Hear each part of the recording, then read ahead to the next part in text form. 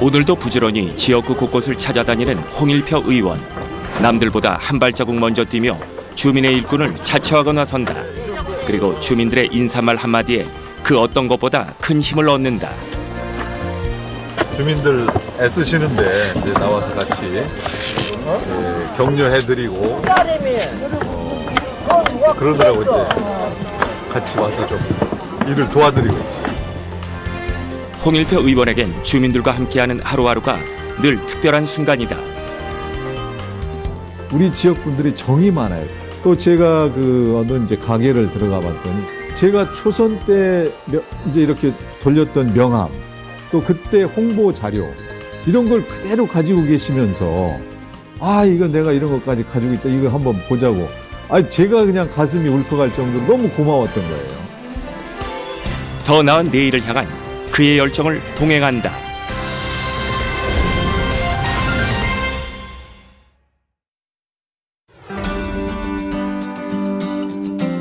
인천 미추홀구에 위치한 홍일표 의원의 지역 사무소. 주민들이 홍일표 의원과 면담을 하러 사무소를 찾아왔다. 그는 늘 개방형 의원실을 주장하고 있는데 지역 주민이라면 누구나 부담 없이 찾아와 어려움을 얘기해달라는 취지다. 최근에는 경기 침체로 인해 그를 찾아오는 이들이 부쩍 늘었다. 계속해서 직원을 줄이다 이제는 줄일 사람이 없는 거야. 몇 년 전부터 세금 문제 때문에 심각한 지금 문제가 되고 있어요. 세액 공제를 받지 못하고 세금을 있는 그대로 다 내야 되고 이런 상황이다 보니까 그런 애로사항들이 좀 많이 있죠. 근데 어쨌든 장사만 잘 되면 세금이 얼마든지 더 낼 수도 있고, 그렇죠, 그거죠. 세금이 부담스럽게 느껴지는 그런 관계다, 이런. 그리고 이게 이제 주 52시간 경기가 안 좋아지고 국민들의 소비가 점점 줄어들면서 소상공인 자영업자들 또한 위기에 처해 있다.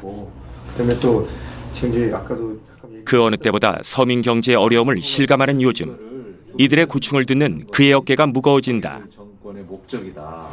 이 소상공인 자영업자의 60% 정도가 자기가 고용하는 근로자의 월급 미만으로 이제 그동안 영업이익이 있었다, 이렇게 나와 있습니다. 그 사람들한테 이 근로자에 대한 인건비를 30% 올려줘라, 이러면은 뭐 당장 사업을 할 수 있느냐 없느냐가 이제 문제될 정도로 어려운 상황이 초래됐기 때문에 지금 이분들 얘기를 들어보면 이걸 해결하기 위해서는 이제 최저임금이 업종별 차등화, 그러니까 이제 5인 미만 근로자를 채용하는 이제 소상공인들에 대해서는 이 임금 인상을 절반만 하든지 또는 당분간 유예를 하든지 이렇게 해줘야만 이제 살아날 수 있다.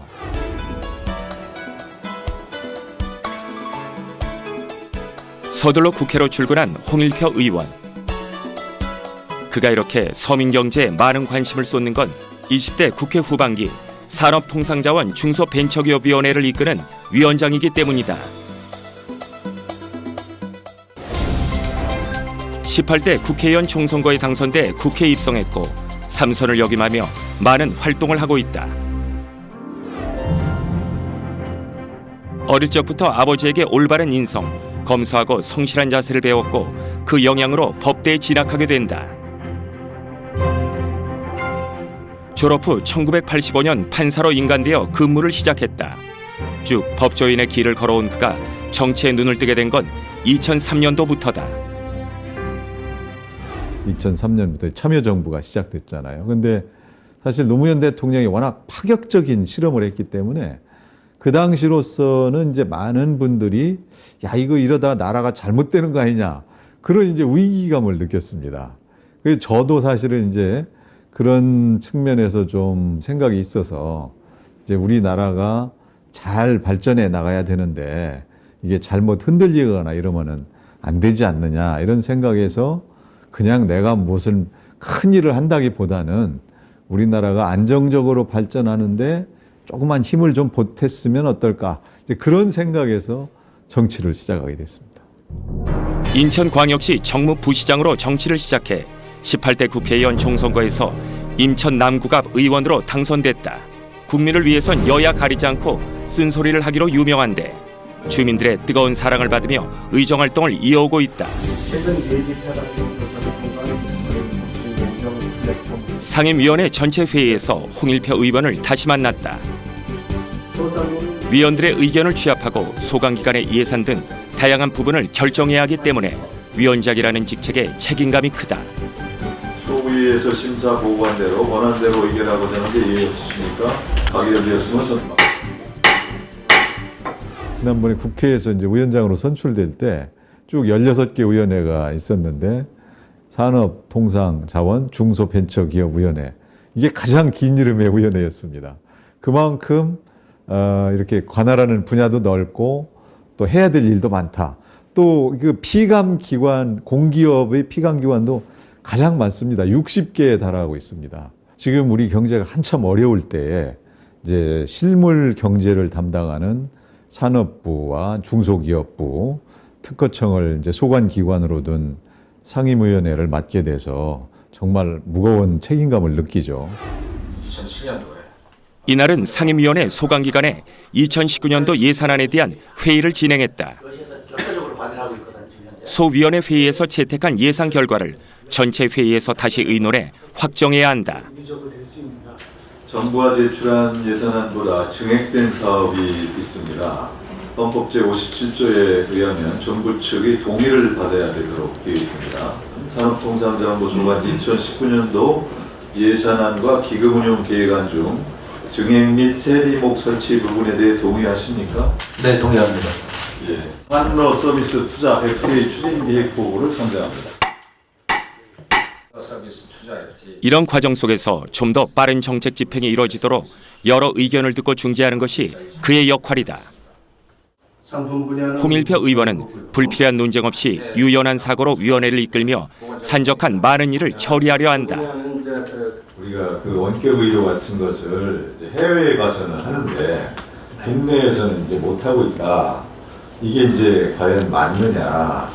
이제 우리가 활발하게 해야 수출 상품으로서의 이제 효과도 있을 수 있고 이런데 이런 거에 대한 산업의 구조 전환 이런 거에 대해서 산업부가 좀 앞장설 필요가 있지 않느냐 이런 요청이 있는 것은 사실인 것 같습니다. 한번 잘 고려해 보시고요. 사례를 선포합니다. 위원회에서 결정된 예산과 정책이 민생 경제와 직결돼 있어 한시도 늑장을 부릴 수 없다고 생각해서다. 예산안 의결 과정에서 우리가 이제 각 당 간에 완전한 합의가 안 된 부분이 있어서 그 부분은 그대로 그냥 각자 의견을 병기해서 넘겼는데 그런 것이 좀 아쉽고 앞으로 더 그런 일이 없이 완전히 합의를 조금 서로 양보하고 타협해서라도 합의를 하도록 했으면 좋겠다. 이제 그런 의견을 제가 또 얘기했습니다. 그의 이런 리더십은 2018년도 국정감사에서도 빛을 발했다. 감사 전 과정을 이끌며 대안과 조정을 통해 회의를 파행 없이 합리적으로 중재했다는 평을 받았고 최근 국정감사 최우수 상임위원장상을 수상했다. 특히 정부의 산업 및 에너지 정책에 대한 문제점을 지적하고 적절한 해결 방안을 제시하며 주목을 받았다. 신재생 에너지 정책에 대한 홍일표 의원의 의견은 무엇일까? 지금 정부는 이제 신재생 확대, 탈원전 이거를 에너지 정책의 기조로 삼고 있는데 또 신재생은 가격이 비쌉니다. 현재까지는. 그래서 신재생을 확대하고 원전을 줄이면 전기요금이 올라갈 수밖에 없어요. 그렇기 때문에 지금 문제는 정부가 정한 정책이 뭐 우리가 볼 땐 탈원전은 안 된다고 보지만 굳이 하더라도 속도를 늦춰라. 그렇게 해야만 우리가 안정적인 에너지 공급, 값싼 에너지 공급, 또 친환경적인 저탄소 에너지 공급이 가능해진다. 이렇게 말씀드리고 싶습니다. 다음 날 아침부터 분주하게 나선 그를 따라 도착한 곳은 지역구의 전통시장. 평소 특별한 일이 없더라도 시장을 들러 상인들의 목소리를 경청한다. 여전히 부지런하십니다. 여전히 부지런하세요. 꼭 나오시지 뭐, 저 양반이야. 네, 수고하십시오. 진짜 반가워요. 오셨어요? 서민들의 목소리를 듣는데 시장만큼 좋은 곳도 없다. 물량이 없는 거야. 최저임금 등 민생 경제에 대한 그의 해결책은 여러 사람과 소통하고 이들이 정말 필요한 게 무엇인지 고민한 과정에서 나온 것들이다. 경기가 좀 어떤가요? 심각해요. 지금 IMF보다 더 심각합니다. 지금. 매출이 지금 한 50% 정도가 줄었다고 보면 50%가 줄었다. 예, 심각해요. 대형마트들이 많이 생겨버리니까는 이 재래시장은 다 죽어버리는 거예요 보면요. 아무리 거의 해가지고. 살려고 잘 안 되는 거고 서로 그러는 건지. 경제 악화로 어려움을 느끼는 상인들의 상황이 매우 심각했는데 지갑을 안 여는 이유는 이제 지갑이 얇아졌거나 이제 돈이 없기 때문인데 이제 그런 이유들은 결국 이제 고용이 이제 악화되거나 해서 일자리를 잃거나 또는 뭐 이 최저임금 인상으로 인건비가 올라가고 따라서 물건값이 올라가니까 이제 덜 사게 된다. 이제 이런 연쇄 효과의 결과가 아닌가 이렇게 보여지거든요. 최저임금 상승이 물가 상승으로 이어진다는 의견이 나오고 있다. 물가 상승으로 부담을 느낀 사람들의 소비가 줄어들면 소상공인들의 피해로 이어진다. 민생 경제를 살리기 위한 대책. 홍일표 의원의 생각은 무엇일까?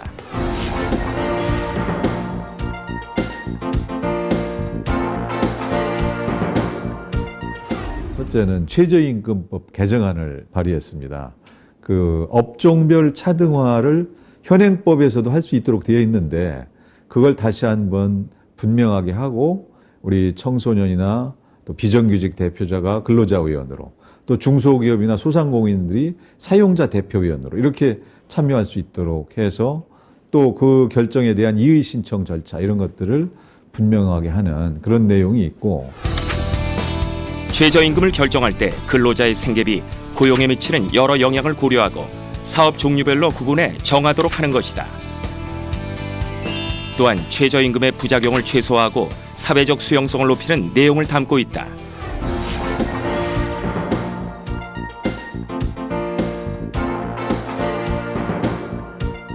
우리 기업들이 지속 가능하도록 이제 해야 된다. 그래서 단기적인 이윤 목표를 물론 기업은 이제 이윤 추구가 생명이지만 그러나 동시에 뭐 인권이나 환경이나 또 우리 이제 이 사회 공헌이라든가 이런 여러 가지를 고려해서 같이 그래야만 이제 기업도 우리 사회도 지속 가능하게 되거든요.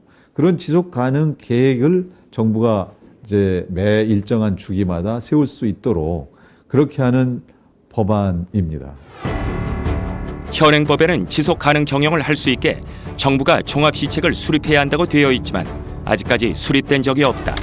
이에 종합시책의 수립 주기를 5년마다로 확실하게 적어서 기업의 지속 가능 경영 추진과 촉진에 내실을 기하고자 발의한 법안이다. 그가 석바위 시장에 들릴 때마다 함께 방문하는 곳이 주안시민 지하도 상가다.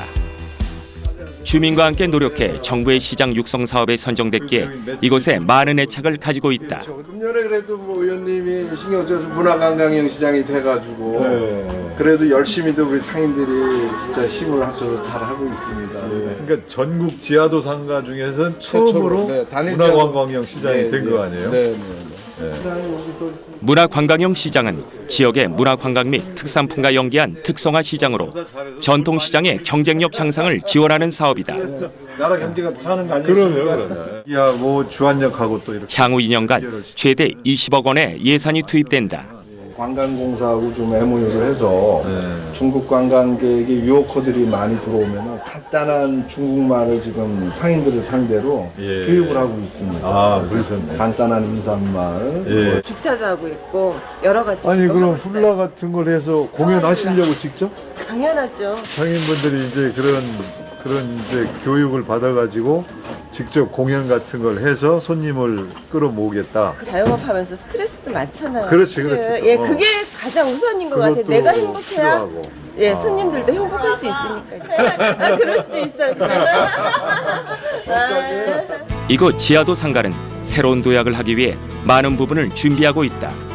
지상의 의료 복합 단지와 연결되면 이곳 주안에 커다란 활기를 불러올 것이다. 스스로 노력을 하는 분들이기 때문에 또 그런 이제 시장 지정도 이제 얻어낼 수가 있었다.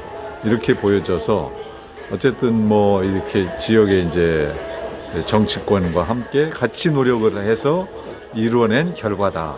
이렇게 볼 수 있을 것 같습니다. 늦은 점심 식사를 위해 찾은 식당. 오랜 단골이라는 이 식당에서 홍일표 의원이 즐겨 찾는 것은 바로 이 보리밥이라고 한다.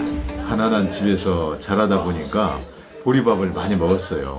제가 고등학교 때까지도 이제 그 시골 집에서 학교에 이제 통학하고 이러다 보니까 뭐 주말에는 이제 아버지를 도와드리는 일을 농사일도 같이 해야 되는데 보리밥을 먹고 나가서 농사일 하려니까 이게 금방 꺼져가지고 굉장히 힘든 그런 이제 추억들이 많이 있고. 드실 때마다 어쨌든 이제 추억도 이렇게 곱씹으시면서 드실 것 같아요. 예. 그래서 옛날에 이제 어렸을 때 우리나라가 우리 국민들이 모두 이 보리밥 먹고 그래도 힘을 내면서 오늘까지 이제 대한민국을 만들었다 이렇게 생각하면서 대한민국이 어려울 때 같이 했던 음식이다 이런 생각도 하게 됩니다.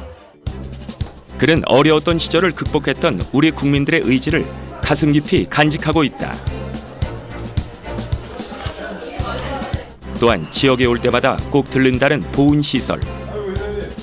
한 달 전 개원한 인천보훈병원과 지역구 보훈회관 건립은 보훈회원을 돕기 위해 스스로 약속했던 목표였다. 편하잖아. 아이고, 저희 아버지는 이제 그때 그냥 병으로 참여하셔서 금화 전투 이런 데서 이제 싸우시고 그러죠. 아이고, 이게 회장님이? 나이 두 개 다 같이. 조국을 위해 희생한 이들의 고귀한 뜻을 잊지 말아야 한다는 것이 홍일표 의원의 신념이다. 계속해 들어오는 거지. 그때 몇 살이셨어요? 그때가 한 20살? 22살. 저희 아버지나 아버지 친구분들이나 마찬가지로 생각이 되고, 그래서 지금 현재 여기 회장님도 88세, 9세가 다 되셨는데 다행히 건강을 하시지만, 그러나 이제 우리가 정말 앞으로 그 여생이 많이 남은 건 아니기 때문에 우리가 잘 모셔야 된다 이런 생각을 항상 하고 있습니다. 홍일표 의원은 의정활동 중 가장 의미 있는 순간을 물어보면 주저하지 않고 인천가정법원에 설치라고 말한다. 그가 2012년부터 추진해서 이뤄낸 일로 그동안 인천엔 가정법원이 없었다. 가정법원 설치법 이게 먼저 통과가 돼야 됐는데 그 당시 제가 그 법사위에 있으면서 이거를 하려고 보니까 전국 각지에서 자기 지역에 법원 세우겠다는 법안이 17개가 경합을 하고 있었습니다. 그때 이제 제가 이제 법원 판사 출신이기도 하기 때문에 법원 관계자들하고 협력하면서 인천 가정법원 설치가 시급하다 이렇게 해서 그 17대 2의 경쟁률을 뚫고 우리 가정법원 설치하고 이제 부산 지역의 다른 법원 설치하고 2개가 이제 통과가 됐었죠. 이곳에 방문할 때마다 법원 내 시설과 사건 통계를 꼼꼼히 살펴본다. 가정법원은 이제 이혼 해결 문제를 넘어서 상속, 후견 등의 문제와 지역 청소년 범죄를 예방하는 등 인천 시민의 평화로운 삶을 위해 기여하는 바가 크다. 그는 이런 공로를 인정받아 2016년에 법원으로부터 감사패를 받기도 했다.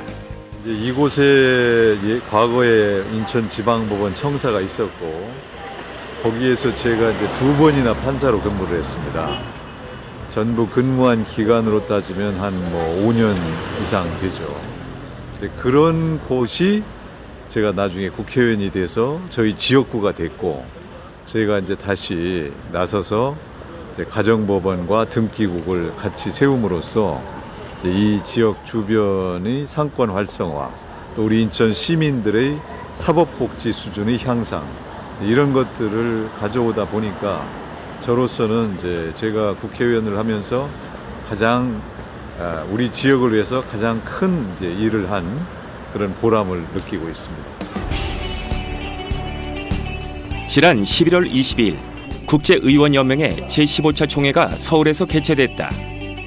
국제의원연맹은 북한 이탈 주민에 대한 보호와 함께 국제적 여론을 통해 북한 인권의 변화를 이끌어내기 위해 2003년 창립된 전 세계 국회의원들의 모임이다. 홍일표 의원은 해당 단체의 공동의장을 맡고 있다. 이번 총회에선 좌장으로서 회의를 이끌었는데 10개국 30여 명의 의원들과 대사들 등 각국 의회에서 영향력 있는 사람들이 참석해 북한 인권 문제, 북한에 납치된 외국인 문제 해결을 위해 의견을 나눴다. You can invite your Speaker of the National Assembly. 특히 홍일표 의원은 북한 핵 문제 밑바탕에는 북한 정권이 권력을 유지해온 수단으로서 처참한 인권 상황에 놓여 있고 한반도 평화는 비핵화뿐만 아니라 북한이 인권을 존중하는 정상 국가로 가야 확고해진다는 의견을 밝혔다. 비핵화만으로는 충분하지 않고 북한이 인간의 존엄성을 존중하는 체제로 변화하고 개혁 개방을 통해 세계 국가의 일원이 되어야 한다는 데 공감대를 형성했습니다. 이날 회의에서는 홍일표 의원의 주도로 북한의 인권 존중을 요구하는 공동 선언문도 채택됐다. 그는 남북 평화 통일을 위해 북한 인권 문제를 반드시 해결하겠다는 의지를 보이고 있다. 남북 대화 또 북미 협상이 이루어지고 있는 상황에서 북한 인권 문제가 이제 좀 소홀히 다루어지고 있다는 분위기가 있었는데 이제 그런 과정에서 북한 인권 문제가 좀 더 중요하게 취급되어야 된다.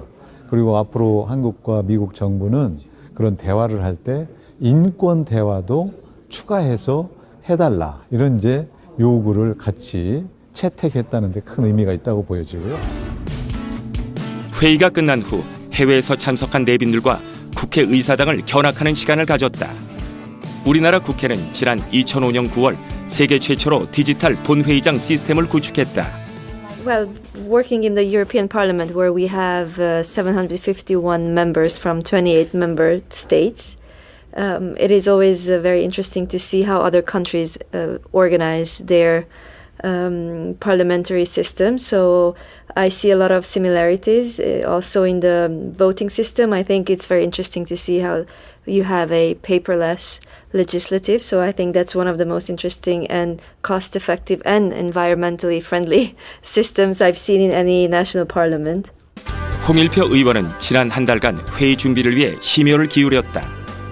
터키에서 열리는 내년 총회에는 더 많은 국가의 의원들이 참석해 북한 인권뿐 아니라 유럽 난민 문제에 대해서도 심도 있는 논의가 이뤄지길 바라고 있다.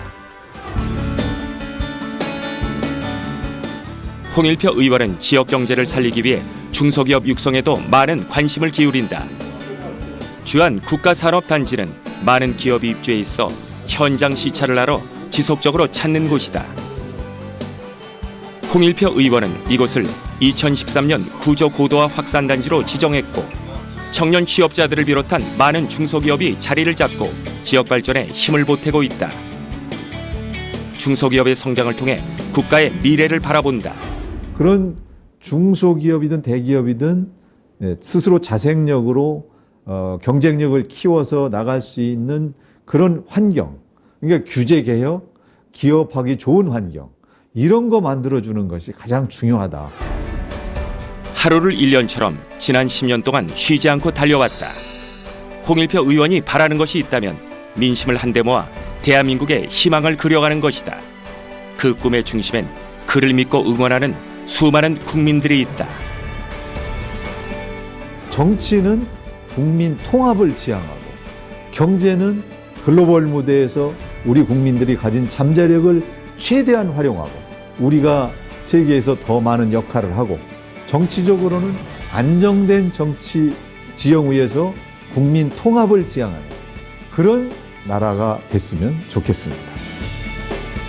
이 땅의 서민들이 웃으며 살 수 있는 나라를 위해 오늘도 그는 굵은 땀방울을 흘린다.